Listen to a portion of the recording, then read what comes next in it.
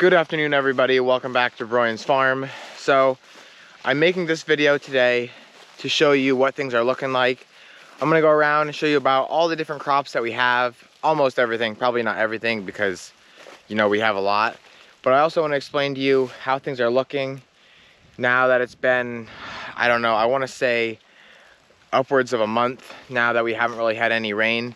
We've had like a downpour here for like 15 minutes, downpour there for 15 minutes, but you know, we never actually had like an all-day rain, which is really starting to hurt us. Basically, at this point, we'll take anything just to freshen up the crops a little bit, but right now, things are just not looking good.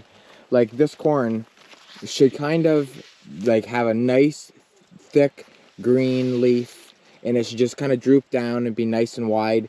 And you can see how it's kind of curling up and it's faded. Not much color to it, and that's just because it's so dry it really can't take it anymore. Even the weeds, you can see down here, like usually they're so thick you can't see like to the root of the weeds, and they're even spindly just because there's no moisture there. So now if the plant itself, like if the corn stalk isn't real green and leafy but the corn's nice, that's okay. But what we're starting to see now is, and hopefully I can find an ear, is they're just not getting filled out right. Right here's one. We actually went through and just picked this earlier, and so you can see there's no cobs on these corn, but there's one there, there's one there, and that's only because they weren't filled out right, and we can feel that just from experience. So this is what's going on right now, and you can see how the whole top just didn't pollinate right, and that's just because of a lack of moisture. A lot of them, we've also noticed, like, it'll be filled out to the top, but then this middle section right here will kind of look like the top of this does. So now here's another different patch of corn.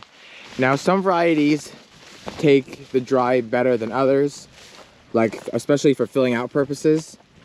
And this also is towards the end of the field, and the field kind of slopes down, so it does lay a little wet here. Out there on the hill where it kind of raises, the cobs, not the cobs, but the stalks really look bad. But I'm looking at this corn now and feeling it, and it feels like it's gonna be pretty nice. Yeah, that's beautiful. One benefit to not having rain, it makes things really, really sweet. Like the corn and cantaloupe and watermelon, we're having people come back and tell us it's the sweetest they've ever had, just because, you know, the water doesn't dilute all the flavors in the fruit.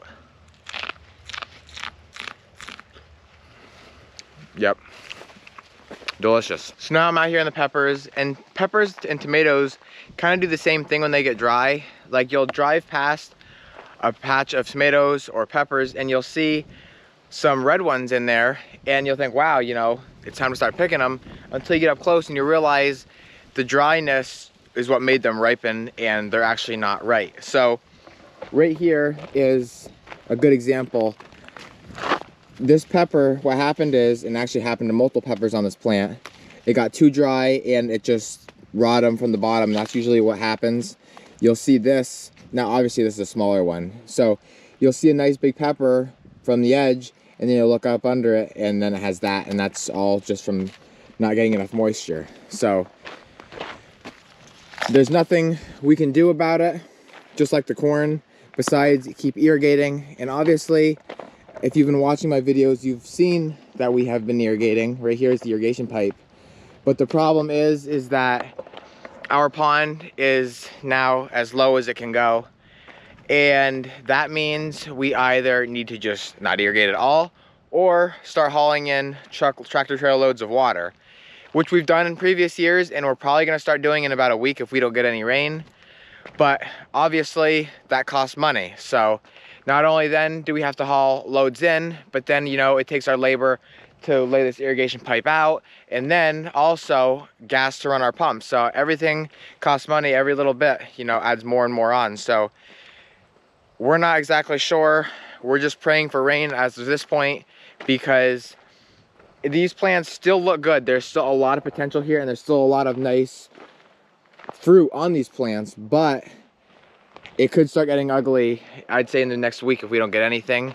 The nice thing is, just like the corn in any other field on the farm, there is still nice, well, I just broke part of that plant off. That wasn't good. But there is still nice vegetables out here. Like that is a nice big beautiful pepper, and there's tons more where that came from. It's just sad to see to lose anything. You know, we work hard, we don't want to lose any of it. There is a few things though, like onions and potatoes, that can take not having rain.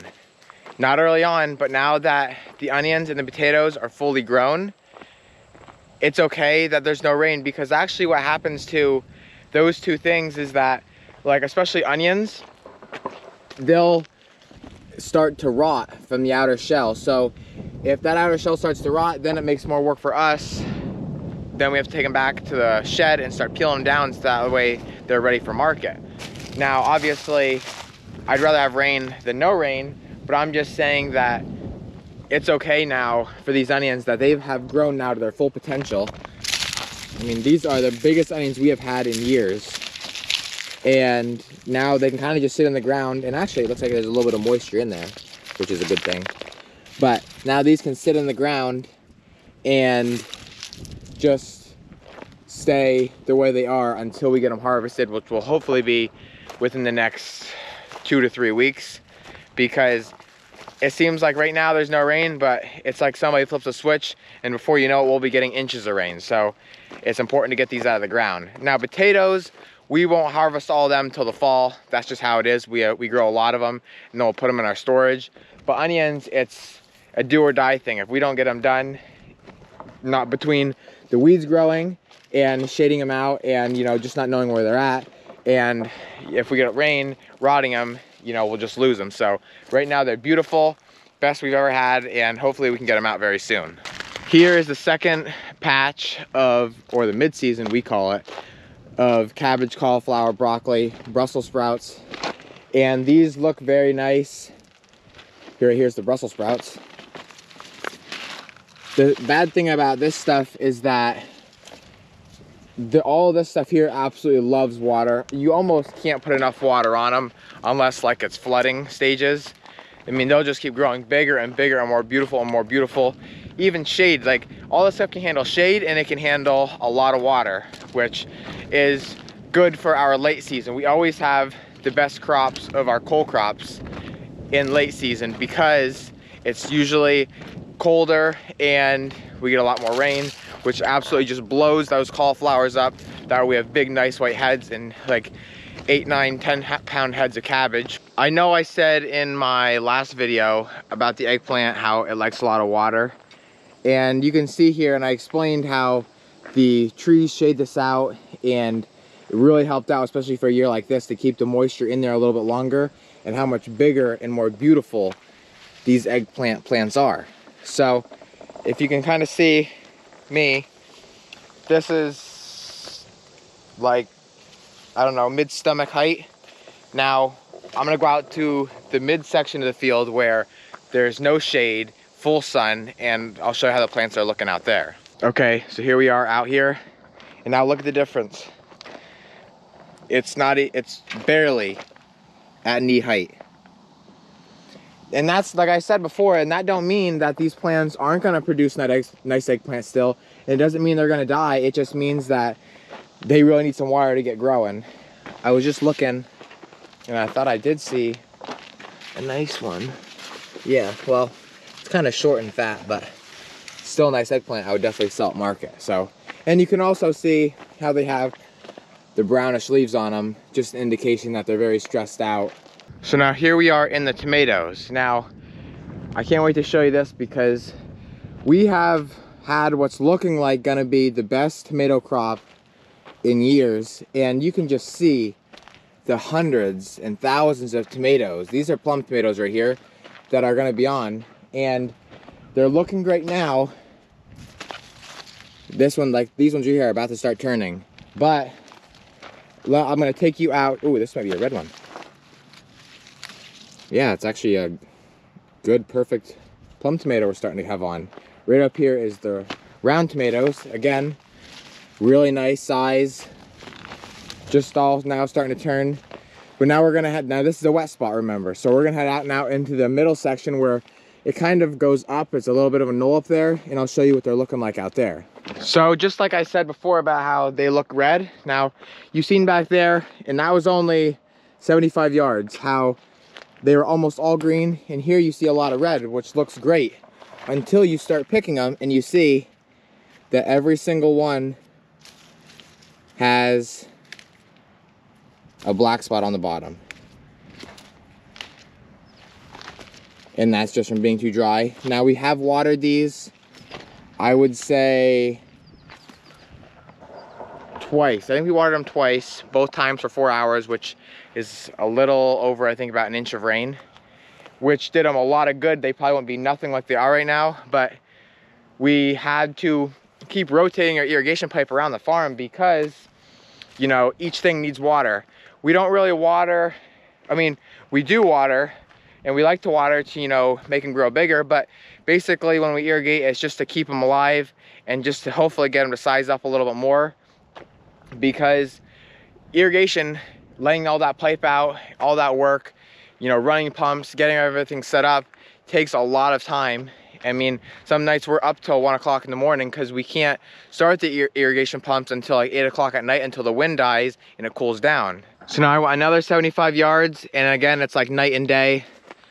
No red ones, all beautiful, and just a really nice size. So it's not like, you know, we're out. You know, we've got tons and tons of produce here to sell, tons of beautiful stuff that is just coming on, and that is, you know, gonna keep growing. But I'm just trying to show you the good and the bad and what it looks like when we don't get rain for, you know, 25 plus days. Although it's a little, well, it's quite a bit more work to do high tunnels like you've seen in the early season and we're still picking off of, it really pays off, especially for times like this, because not only are they in a protected shelter if we would get some kind of hard storm, unless it, you know, obviously knocked it down, but we can turn the water on right there and water them whenever we please, as much as we want, which is really nice because, you know, unlike irrigation out in the fields, this is already set up and ready to go whenever we need to. Now, we've picked, I would say, probably 100 boxes or more out of this high tunnel so far, and we're still having lots of tomatoes coming on, some new flowers here, and actually it looks like they just picked this, which would probably explain all of the tomato boxes that I've seen full in the shed. So then down here is our pond, and I just wanted to show you where it was and where it is sitting at right now. So the pond is usually, it's a little soft here, the pond is usually up to like right here, and you can see it's down about 2 to 3 foot. Now our pond used to be about, I think, 15 foot deep in the center, but over time, you know, sediment just keeps coming in and filling it in, and now it's right around 9 feet, I think, in the center. So, and then you know, it raises as it goes up. So right there, it might only be 2 or 3 feet, then 3 or 4, you know, 5, 6, and so on and so forth. So we have a lot of algae on our pond. If anybody has any tips or tricks to take care of this, I'd love to hear it.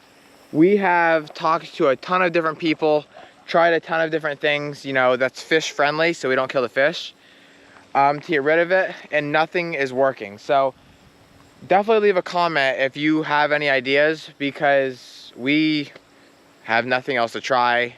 Basically, we're just kind of letting it the way it is. I mean, we as much now as have like grass growing on top of this moss or whatever, or algae, whatever you want to call it. So please let us know so we can take care of this problem the right way. You can see there is a spring that is trickling into it.